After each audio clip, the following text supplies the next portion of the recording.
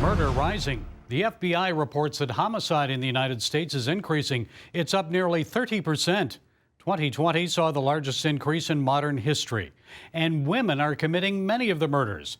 Men are still committing about 7 times more murders than women in the U.S. each year, but a number of studies show that women are just as likely to perpetrate physical domestic violence. We often hear about abuse committed by men against women, but what about women against men? Well, here to set us straight is Edward Bartlett. He's founder of the Coalition to End Domestic Violence. Dr. Bartlett, thank you for being here. So it may surprise many of us that males are often portrayed as the abusers and females the victims, but you say women are increasingly committing physical acts of aggression against men and boys. So tell us what's happening. Yeah, that's very true, Gary. So we've actually known that this is not a new fact, but as you know, in our American society, there are a lot of narratives out there, and the narratives are kind of pretty much accepted, and they serve an ideological or a political purpose. But when you dig below the skin, when you look a little deeper, turns out the science does not support in any way what that narrative says. And so in this case, we're talking about a narrative that says that domestic violence is all about husbands and men beating up their wives and their girlfriends. But we've known this fact literally for decades, that women are just as likely, and in some studies actually found women were more likely than men to be abusive of their partners. And it's increasing. Why now? Why do you think it's on the rise? Well, that's a little bit of speculation, but I'll tell you my thoughts on this. So, as you know, we have a federal law called the Violence Against Women Act, which sort of, perpetrates this narrative.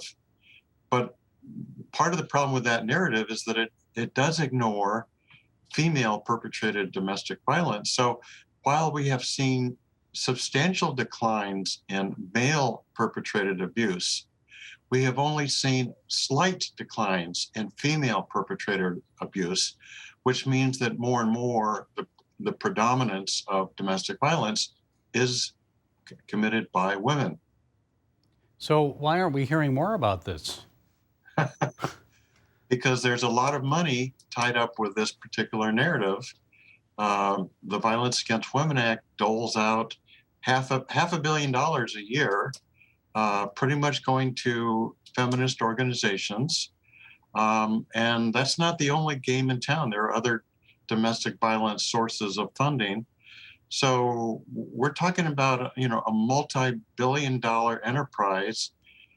So this is an issue that's driven to a large extent by emotion and fear, not by fact. And globally as well, not just the U.S., billions, I'm sure. The United Nations has a new campaign to end violence against women, but they're ignoring female violence against males, which is rising globally, not just here in the U.S. So is the UN ignorant, or is this intentional? How do you view it? Well, Gary, I have to say it appears to be intentional, because we actually sent a letter to the UN back in October, and we cited the studies and figures, and we say this is not based on science, and they never responded to our letter. The truth of the matter, Gary, is that UN Women has an ideological agenda, and it has nothing to do with gender equality. It has to do with remaking society, global society, into the call it the feminist vision or the feminist worldview. And if you don't mind, I'll actually read to you one of their statements. Again, comes from UN Women. UN Women wants to change structural, social, and gender norms, attitudes, and beliefs that impact interpersonal relationships, families, communities, and institutions. Does that sound pretty radical to you? Yeah. So how should men respond then to abuse committed against them by women? And how is your organization trying to make a difference? At least, especially in our country, we have put far too much emphasis on arrest, prosecution, and incarceration, because the majority of these cases are better treated through mental health, through couples counseling, through alcohol treatment, through anger management. and putting the criminal system in the middle of it only makes things worse. And I can cite studies that show that's true. So if we're talking about, one time or low level, we should be talking about mental health approaches. We shouldn't be, throwing people in jail just because a woman slaps a man on the face. I think arrest and incarceration is going too far. Yeah, one size does not fit all. Okay, Dr. Edward Bartlett, founder of the Coalition to End Domestic Violence, thank you for being with us today and setting us straight. My pleasure.